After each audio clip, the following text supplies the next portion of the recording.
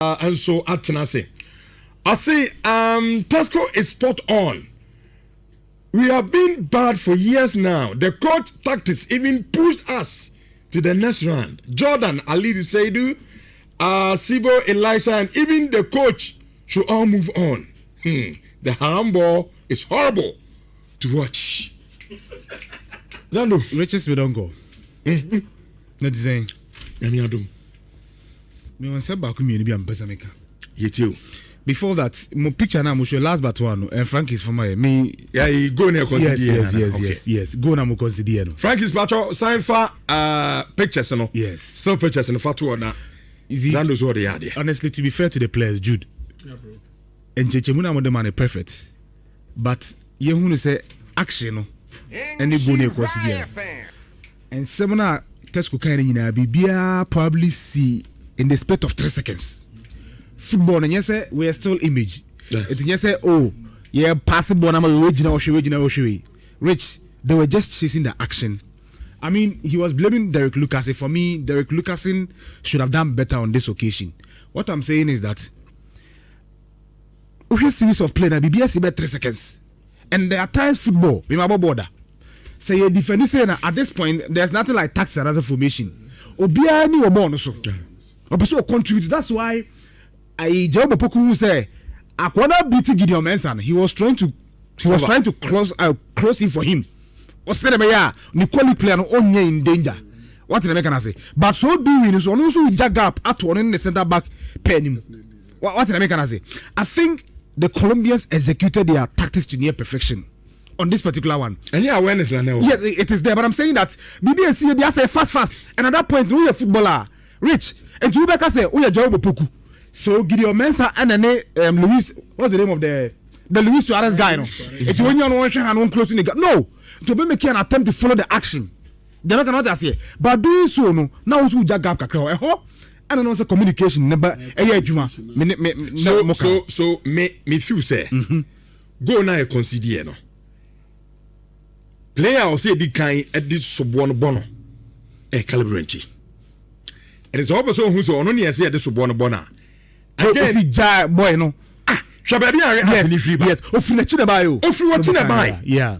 Why is your awareness? Yes. But you see, and even time crowd cross the bar 80 box in the who's the position of Reggie? What the monster for Petan to me? He was working. Yes, but Rich. Who didn't share? This time you are better born. I agree to you. Ah, see, there were who said a branch of areas. Rich, you are better born. I'm a born a banner. Rich, you know, but no question. Why is your awareness? No question. Saying football team sport. And also between our my guy, close. Ebi move across on a shout from distance. Ebi obeti.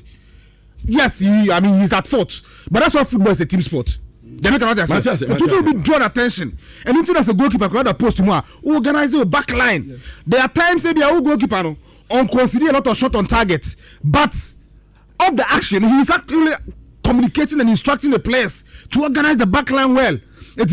Back then, Sebastian Ebobo and Pep Guardiola, Victor Valdes, how many times who's a ball corner so? Nasa born go onye bi mo na born go back on so. But he was organizing his defense. There was that telepathic understanding between them. And it's when they raise concerns about exactly. I think say one thing now. Yeah, analyze it on management because but Rich, me asema meka ba kope. You see, Kirosh in the space of 2 months, there's no doubt we're improving Black Stars team no. That's our next topic. Yes, this Black Stars team before so befana, it was out of gas. Now, I will show me anymore. In fact, I want to believe the players na kwa buso omo no mbeka na kwache no mu say work up omo nkwe na aroshe bi anyone. Now this man comes now in less than 2 months with me put together a very fantastic team in the regard say a bus yen defend it na make sure say opponent in kwampo she go be bra. I think you were up there. You got remember the day tournament name against Panama we didn't consider goal against all us against the 3 Lions of England. We kept clean sheet. But Rich, I did about quest tournament to I was a come Black Stars players. Let's say any coach and say it is never accepted. It can never be accepted in the context of Ghana football. Say you come World Cup tournament about 4 matches, you about 4 shots on target. Rich, and you can also be able to see that Now the coach in Mofa, no one coach Gramophano. Oh, but you see, Rich, you see, and then okay, maybe, okay, the appointment in the Barbontino. There was this Egyptian journalist, Miriam Efnidi, of Besri Ghana's house, cash grace. At a point, Egypt, yeah, Pamon say because almost you say, but you played Afcon final with them. Yes, because almost say, or the Egypt call final, but born on Egypt, airborne airtime. Rich, the first is not Egypt to know. You see, the first that's cash grace. Rich, listen, Rich, the first will be a defensive coach. That's not mean say about attacking display. Yeah, who defending? Hold on. Eba Ghana is if you have some football this year. You can't say coach defense. One and the about him. Mourinho. Yes. But Jose Mourinho record 2011-2012 Real Madrid. As he speak, a record. He played typical defensive football, but scored a lot of goals. But so not quite one match. With one player. So hold on. So you see. You see. Hold on. Maybe. I'm making my point. So this are the Then you look at Jose Mourinho now. What kind of players the band one at this disposal? Rich.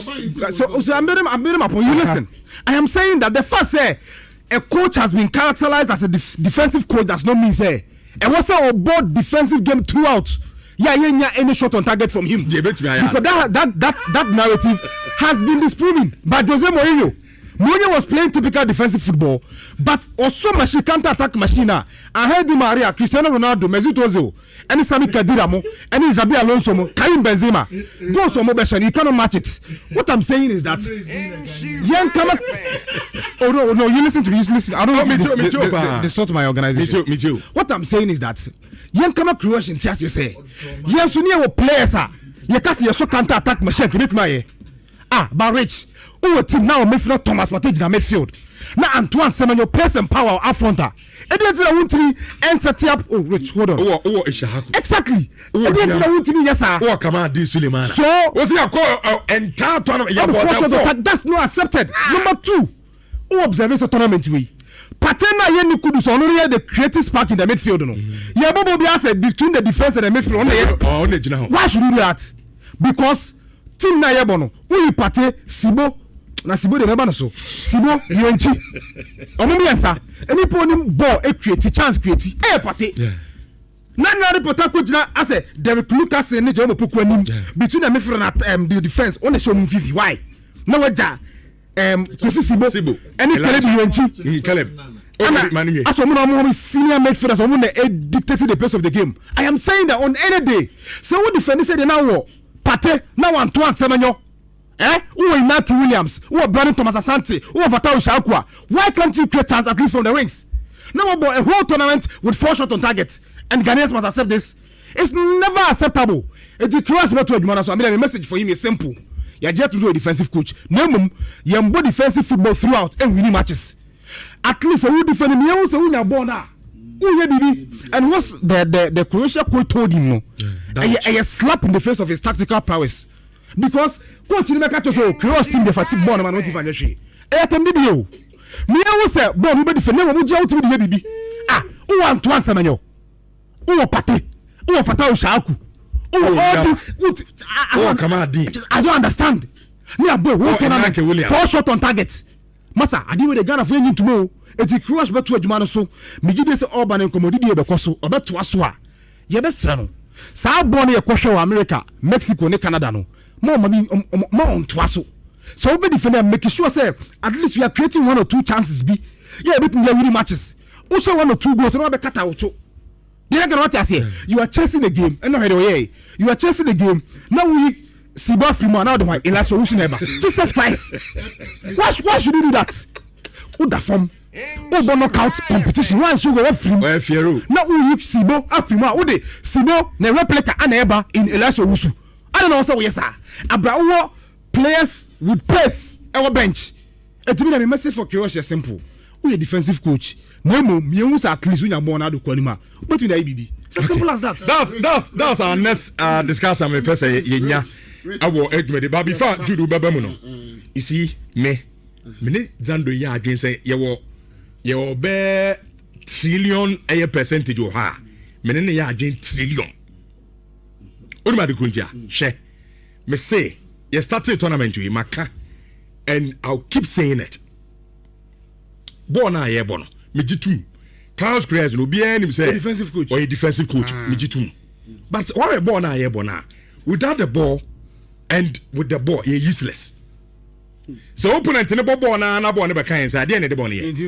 And for so be any so that is why I'm in Zando yard and share tournament. And there be a catch man for say Black Stars team na say bad no. Your players power. Are you saying say party to wasa? Patent to me for passing room. Emma Nyama no money, Enaki no money, ya can say Jordan no and for born to them. Not the BI could go actually born a bar near defend the born a cancer near Sabom opponent. What sort of a team player no? And to the name cassette, yet the time bomb zoo.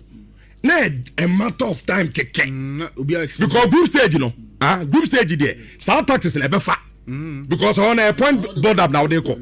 But at knockout, I share our free no.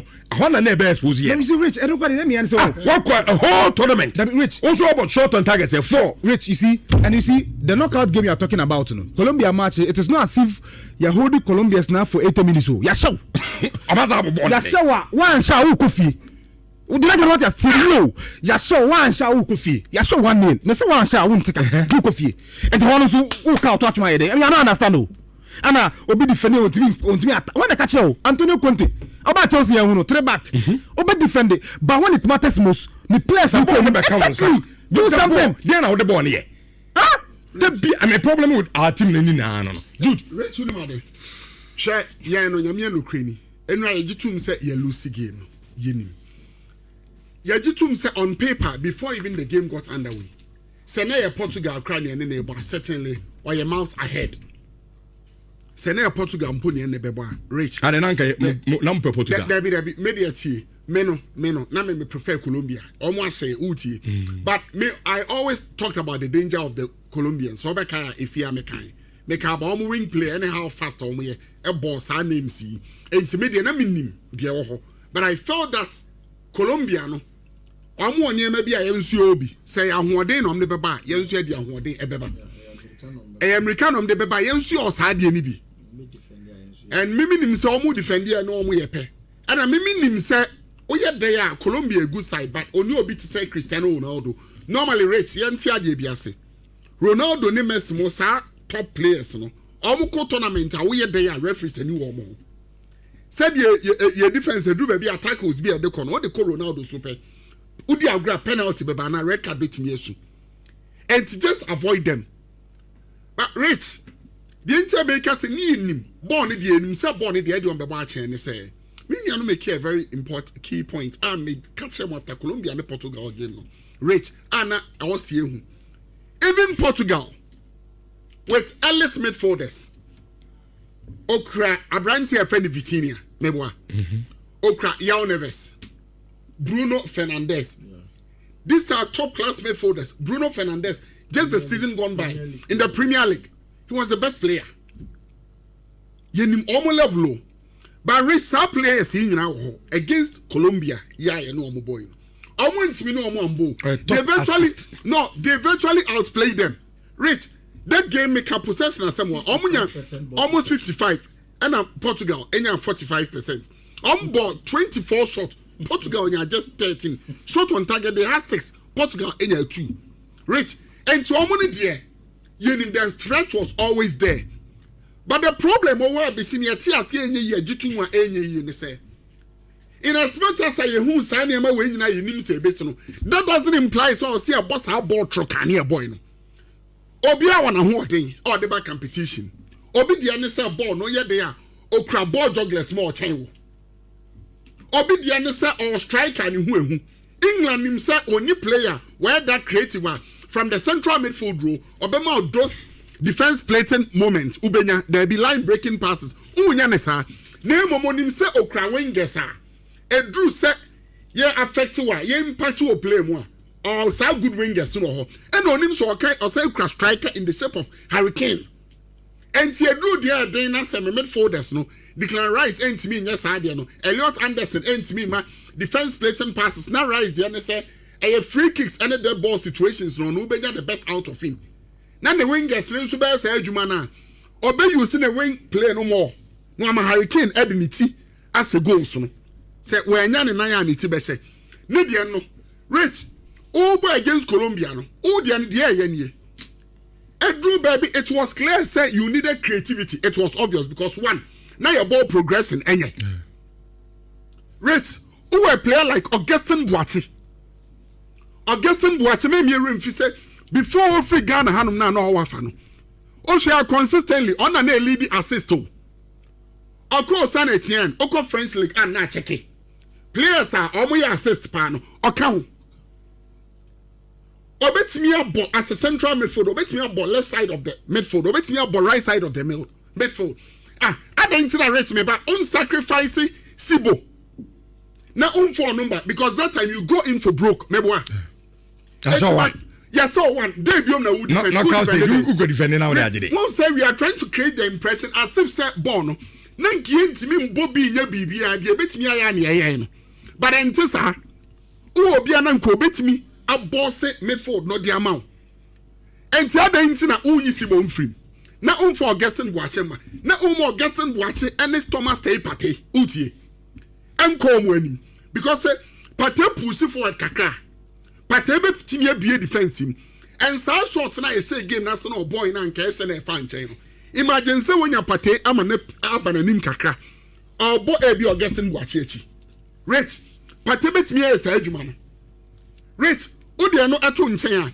and can Jordan are you free now they show now even Brandon Thomas Asante any Partey will game no utie na udi opa either NS Nhyira and Nancy Abdul Fattah Isaiku fa ba ko ka ho u game ne be sesa completely o enti ball no na omo bɔ ne hu ne so omo ni ball bɔ chen ya titum but at least u benya bibi sonko enu so betimi di goals and at least a goal dia bro minim so anya me point ni ya enti yes Colombia phone in ball but yenye ka ho yen coach no e ka ho because when it was obvious say Jordan impact play onye bibia o game num e ma ho ni attitude edu ba bia na onam ho saa eno ne se pitch ni so onanti ontumrika on press no onye sa adwuma ni nyina amawa na wo mojamono ete ho no mo a anentina mfa mojamono no emma no ma me press open sa boy we Christopher Bonsu ade why obi bibia na ake dey see a player no that be see at the coin say uti it was obvious as a coach no the way was in ball boron take cons rich how intelligent that boy is onim me see enra curious amama njira ndi uti menim say we a good coach oba na nye say you appreciate the why you but the choir say typical Ghanaian mentality aya mu ni enim see team no enye so sa mindset ye enim say team no nye mun hwe de papa ya yi de why no why ade yie pa why na catch all why na catch all so why ade yie pa ntino de oye bia na ye da bi enkyere saa e wo mu say you appreciate the why say eye na mum wa ha ye pa nso any catch all why ade yie pa he meba tournament you won just one game. It was against this Panama team. Yeah. With the greatest of respect, Panama about football no level here. And there be why ye pano then or ye. And to them about England about draw. What's it back? Yamia wa do when you draw against England. And you feel say that is your level because here ya go World Cup ya boy do quarterfinals. Hence you enemy level. So don't tell me say because say and you might go out to the stand say you need rich unibibia. At Ziggy Crossways League no, who rated top class goalkeepers okaho. Usu ni sheyon. Rich Antoine Semenyo EPL ya ke standout players on kan. Etu unibibia meboa uniwe. Marvin Senaya conference lo sompione. Okay, one of the outstanding defenders Marvin Senaya are part of it. What are you talking about? Usu unishe. Unishe untimi nya sheyon. Uye bibi enye yi. Na make catch Augustine Boache. No rich your intimate me criticize impression uti. We got it wrong. Changes in our coach here. When the first 11, he got it wrong by even starting a branch and Eddie Jordan. Secondly, the substitutions make sure here. Yes, sir, second half nas unim Colombia first album here. Sir Jordan and captain Meboa. Oh, friends, so best captain Meboa. Rich, yes, sir, second half nas Colombia. Okra one of the finest talent omwenya no the level of the Colombian football at the Akono, Jordan Timinfa Yanko, James Rodriguez, me patrol the level of exposure and inequality, Jordan Otono. Rich Unim James Rodriguez, Otono. Some who can say Jordan, a natural number 9, Meboa. And see, young four as number 10, and can roll no, and also be striking from the wings. Ufa James Rodriguez, or also a natural number 9, or number 10, or a playmaker. Rich, the playmaking abilities, Jordan Tono. So Tono, Meboa. We're captain for the side, a top class player. Yes, sir, second half, Nasiana coach Sisano. The first time I coach here, second half, was James Rodriguez, one Sisano. You flipped because only on realizes, okay, Medford don't say James Rodriguez on air train. Oh, who gave me so? Because we quickly, also say no, the Richard Rouse, no, or Nibamu. Some for stability, Emra Medford, because Regan Assassin, a year back game. I didn't buy one soon. I made for on no. It's easy. Share the hallmark of a good coach. Who changes are you? Suarez, yeah, Luis Suarez, no. And no, buy one within 5-6 minutes. And or they assist nearby. Am I going nearby? Oko tournament, yeah, boy, more. Or no any player of free bench by ya. Enter a crowd. What provide the goal? 4 minutes. 4 minutes. Or buy and or the goal by. Only the academy show. And clearly, who said Bano or buy no? When Philip be about almost strike and no pride no. Who say Obi and feeling in absence? And see every change, everything the coach did, he got it right. Yeah, the net to say. What would the net to say? And Jude, we must understand say coach no. And also can yes, Colombia say, but said you almost humiliate you coach Nika because so you certain things right. And come over say and can you say, at least you be free with our heads high. K-boy, message na fe yemfa ento so emfa me mfa nim komo kitua bi wi a discuss na me pese ye coach